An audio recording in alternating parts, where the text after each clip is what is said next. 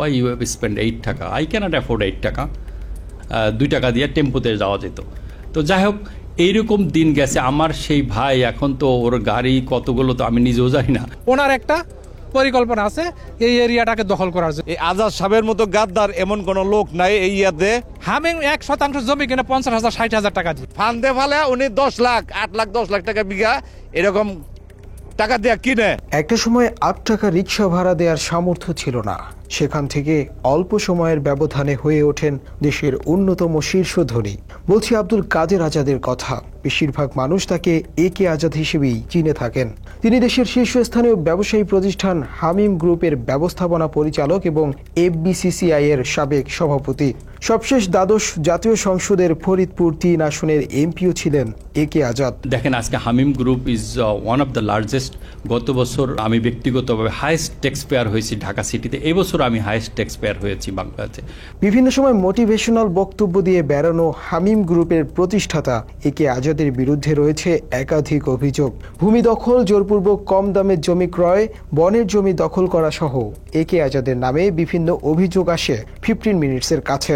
এর মধ্যে গাজীপুরের শ্রীপুরে বনের জমি দখল করার অভিযোগও রয়েছে হামিম গ্রুপের বিরুদ্ধে।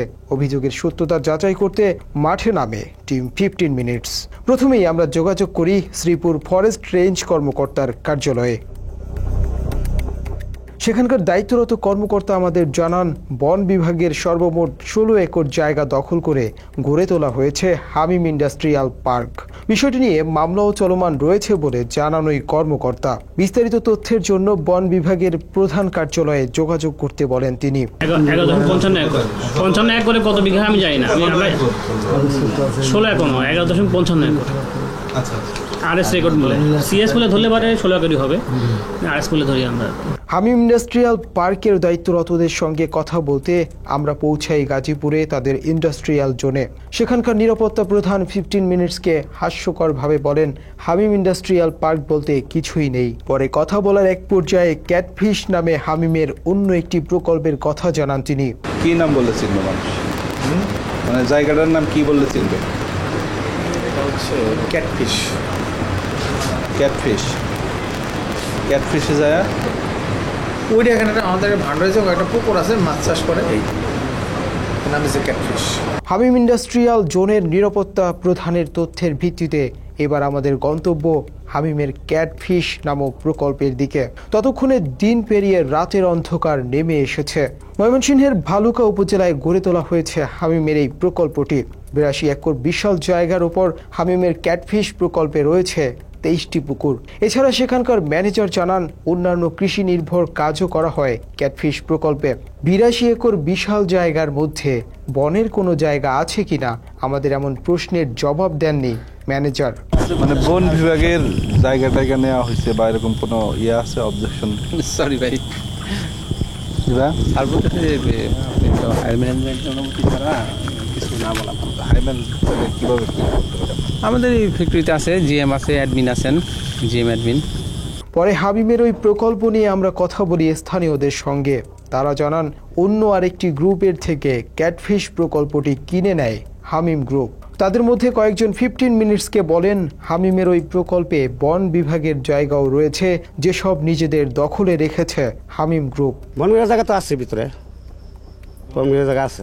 এইভাবে মনে করুন এই যে সোজা বাবা চলতেছে না, এই চল এটাই আমারটা জেনে আছে, আমি জানলাম, আমি আবার জানলাম না, এভাবে চলতেছে। কিছু সরকারি ঘাস আছে, ফরেস্ট ঘাস আছে, এগুলি কোনো পার্টিশন করে নিছে না, এইভাবেই আসে, কোনো চেক করে নিছে। এর 2 দিন পর ঢাকার আশুলিয়ার জিরাবো এলাকার দিয়াখাইয়ে হামিম গ্রুপের বিরুদ্ধে মানববন্ধন করে স্থানীয়রা। অবৈধভাবে ড্রেন নির্মাণ, জমি দখলের অপকৌশল এবং কম মূল্যে কৌশলে জমি ক্রয়ের প্রতিবাদে হামিম গ্রুপের বিরুদ্ধে এই মানববন্ধন করে তারা। হাতে হাত রেখে এভাবেই হামিমের অন্যায়ের বিরুদ্ধে সোচ্চার হন দিয়াখাইয়ের স্থানীয় কৃষকেরা। এ সময় তারা জানান, ইন্ডাস্ট্রির বজ্র ও রাসায়নিক নিষ্কাশনের জন্য একটি ড্রেন নির্মাণ করছে হামিম গ্রুপ। নরসিংহপুর হামিমের ইন্ডাস্ট্রি থেকে ময়লার ড্রেন শুরু হয়ে বড়িপাড়া এবং গোমাইল হয়ে দিয়াখালী পর্যন্ত পৌঁছাবে ড্রেনটি, যেটির মোট দূরত্ব 3 কিলোমিটারেরও বেশি। স্থানীয়দের দাবি, ড্রেনটি গ্রামের প্রবেশ পথ এবং কৃষি জমির নিচ দিয়ে না দিয়ে প্রধান সড়ক দিয়ে নিয়ে যেন সরাসরি তুরাগ নদীতে শেষ করা হয়, কারণ আবাদি জমির নিচ দিয়ে ড্রেন নির্মাণ করা হলে ক্ষতিগ্রস্ত হবেন তারা। আমাদের যে ময়লার পানিটা রাস্তার যে যাইতেছে ড্রেনটা, এই ড্রেনটা আমরা প্রথম একেবারে তুরাগ নদী পর্যন্ত চাই, কিন্তু তুরাগ নদীর মাঝখানে যদি কোথাও স্থগিত হয় এটা আমরা চাই না, এটা আমরা চাই না। এই ড্রেনটা যেন মাটির নিচ দিয়ে নিয়ে ও তুরাগ নদীতে নিয়ে দেয়, কোনো আমাদের খালে যেন এটা না করে, শেষ না করে। এখানে হাজার হাজার মানুষের ধানের জমি, অনেক জমি যা বলাই প্রকাশ মিনিমাম 20,000 লোকের এটা আমাদের ব্যাহত হবে। এর জন্যই আমাদের এটা করা। ড্রেনটা নিতে হবে সিস্টেমেটিক্যালি, গভর্নমেন্টের পথ এবং ওয়ে সঠিক রেখে জনগণ, হাজার হাজার জনগণ, কৃষক যদি বাঁচে সেই ব্যবস্থা করে নিতে হবে। গজারিয়া বিলে সরাসরি না ফালাইয়া তুরাগ নদীতে বিভিন্ন রাস্তা আছে, যে দিকটা সুবিধা হয় সার্ভে কইরা আপনারা ওইখানে নেন। অন্যদিকে ভুক্তভোগী কয়েকজন জানান, ড্রেন নির্মাণের নামে ভূমি দখল করাই আসল উদ্দেশ্য হামিম গ্রুপের। এছাড়া কৌশলে কম দামে জমি কেনা হামিমের অন্যতম লক্ষ্য বলেও জানান তারা। এ সময় হামিমের ব্যবস্থাপনা পরিচালক একে আজাদকে গাদ্দার বলে অভিহিত করেন এলাকাবাসী। এই ড্রেনটা এদিকে নিয়ে আসছে, ওখান থেকে নিশ্চিন্তপুর দিয়ে ড্রেনটা নিতে পারতো, যে সরকারি ড্রেন লাইন হয়েছে ওটার সাথে কানেক্ট করতে পারতো, কিন্তু করে নাই। ওনার একটা পরিকল্পনা আছে এই এরিয়াটাকে দখল করার জন্য, ময়লা ফেলে এই এরিয়াটা দখল করার জন্য, কম দামে জমি ক্রয় করার জন্য। দিয়াখালী মৌজার বর্তমান জমির রেট, গভর্নমেন্ট রেট, 1% জমি কিনলে 6 লাখ টাকা তাকে ট্যাক্স দিতে হয়, 6,06,000 টাকা ট্যাক্স দিতে হয়। হামিম 1% জমি কিনে 50,000 60,000 টাকা দিয়ে। গাদ্দার আজাদ সাহেব, এই আজাদ সাহেবের মতো গাদ্দার এমন কোনো লোক নাই এই ইয়াতে। আমরা আগেও এটা নিয়ে প্রতিবাদ করছি, এখনো প্রতিবাদ করতেছে। আমাদের প্রতিবাদ না শুনে উনি তার নিজস্ব ক্ষমতায় আমাদের চকটাকে, আমাদের বিলটাকে ধ্বংস করার জন্য ওনার ফ্যাক্টরির পানি, বজ্র পানি, যত পায়খানার নর্দমা আছে সব এই ড্রেন দিয়ে আমাদের চকের মধ্যে নামাইতেছে। কিন্তু আমরা বাধা দিলেও আমাদের বাধা তারা শুনতেছে না। তার টাকার কাছে আমরা দুর্বল। আমাদের এই চকে জায়গা দেখা যায় যে অন্য মানুষে কিনতে আসলে 20 লাখ 30 লাখ টাকা বিঘা, আর ওনার হচ্ছে উনি ফান্দে ফালেয়া উনি 10 লাখ 8 লাখ 10 লাখ টাকা বিঘা এরকম টাকা দিয়ে কিনে। একইভাবে আশুলিয়ার ওই অঞ্চলের স্থানীয় একজন অভিযোগ করেন, হামিম গ্রুপের থেকে 75 লক্ষ টাকা পাওনা রয়েছে তার। হামিম গ্রুপের কাছে জমি বিক্রি করেছিলেন ওই ব্যক্তি, ওই জমি মূল্য বাবদ টাকা পাওনা তার। বারবার হামিমের পক্ষ থেকে টাকা পরিশোধ করার কথা বলা হলেও এখনো পাওনা বুঝিয়ে দেয়া হয়নি ভুক্তভোগীকে। বিষয়টি নিয়ে আশুলিয়া থানায় অভিযোগ দায়ের করেও কোনো সমাধান পাননি তিনি। হামিম গ্রুপের কাছে জমি বিক্রি করছেন? হ্যাঁ, বিক্রি করছি। জমি বিক্রি করছি 63 ডিসেম্বর উপরে আর কি। কত টাকা দরে বিক্রি করছেন? 4,50,000। পুরো টাকা বুঝে পাইনি, আমরা 75 লক্ষ টাকা পাইনি এখনো। ওদেরও ডাকছিল ওই থানাতে, ডাকার পর বলছে যে আমরা টাকা পাইমু। হামিম গ্রুপের বিরুদ্ধে এসব অভিযোগ এবং বনের জমি দখল করা নিয়ে আমরা যোগাযোগ করি বনের বিভাগীয় কার্যালয়ে। সেখানকার দায়িত্বরত কর্মকর্তা জানান, বনের জমি দখল করার জন্য 2007 এবং 2009 সালে মামলা করা হয় হামিম গ্রুপের বিরুদ্ধে।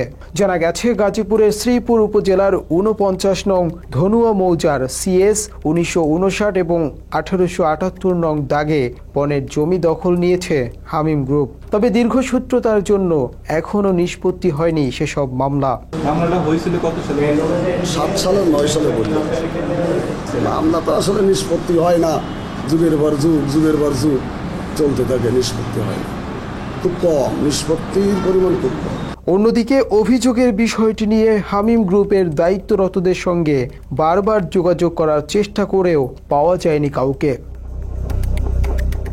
এসব ছাড়াও গিরগিটির রাজনৈতিক হিসেবে একাধিক অভিযোগ রয়েছে একে আজাদের বিরুদ্ধে। নিজেকে অনেক সময় স্বতন্ত্র দাবি করলেও আওয়ামী লীগ ও শেখ হাসিনার সঙ্গে তার রয়েছে গভীর সম্পর্ক।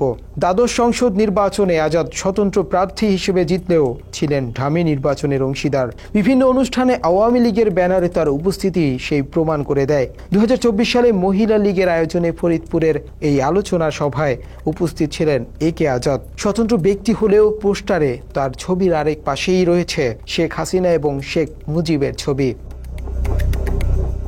একটা সময় শেখ হাসিনার নির্দেশেই যুক্ত হয়েছিলেন আওয়ামী লীগের রাজনীতিতে, সেই কথাও নিজের মুখেই বলেছেন একে আজাদ। আমাদের সকলের প্রিয় নেত্রী জননেত্রী শেখ হাসিনা নেত্রীর সাথে যুক্ত হই এবং আওয়ামী লীগের সেই কঠিন সময় নেত্রীর সাথে আমি একত্রে কাজ শুরু করি।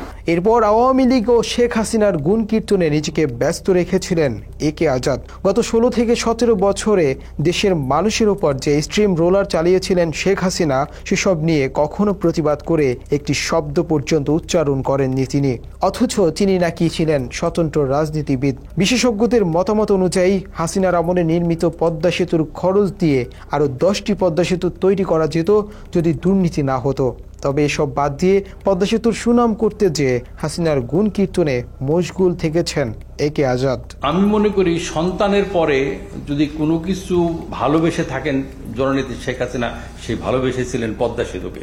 দেশের বড় বড় প্রকল্পের নির্মাণ কাজে বিশাল অঙ্কের ঋণ নেয় হাসিনার সরকার, যার কারণে অনেকেই তাকে বলতেন ঋণের টাকায় রোল মডেল। তবে বিশ্বকে চ্যালেঞ্জ করে নিজেদের টাকায় পদ্মা সেতু করেছিলেন হাসিনা। তার পক্ষে সাফাই গেয়ে এমন মন্তব্য করেন হামিম গ্রুপের প্রতিষ্ঠাতা একে আজাদ। ওয়ার্ল্ড ব্যাংকের চ্যালেঞ্জ দিয়ে, আমাদের দেশীয় কিছু স্বার্থান্বেষী মহল তাদেরকে চ্যালেঞ্জ দিয়ে পদ্মা ব্রিজ করে দিয়েছেন নিজেদের টাকায়।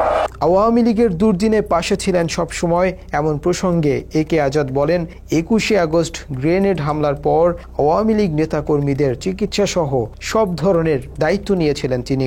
21শে আগস্ট গ্রেনেড হামলায় বিভিন্ন হসপিটালে যান, চিকিৎসার ব্যবস্থা করেন, ওষুধের ব্যবস্থা করেন, রক্তের ব্যবস্থা করেন, সেদিন সমস্ত দায়িত্ব নিয়েছিল একে আজাদ। শেখ মুজিবের স্বপ্ন বাস্তবায়ন করছেন শেখ হাসিনা, ফলে উন্নয়নের জোয়ার বইছে বাংলাদেশে। আওয়ামী লীগের শেখানো এই বুলিও নির্দ্বিধায় আওড়েছেন একে আজাদ। সমস্ত দায়িত্ব নিবে রাষ্ট্র এবং শিক্ষা শেষে চাকরি দেবে, সেই স্বপ্ন বাস্তবায়ন করেছেন তার সুযোগ্য কন্যা জননেত্রী শেখ হাসিনা। একইভাবে হাসিনার মতো শেখ মুজিবের স্বপ্ন বাস্তবায়ন করাই ছিল একে আজাদের লক্ষ্য।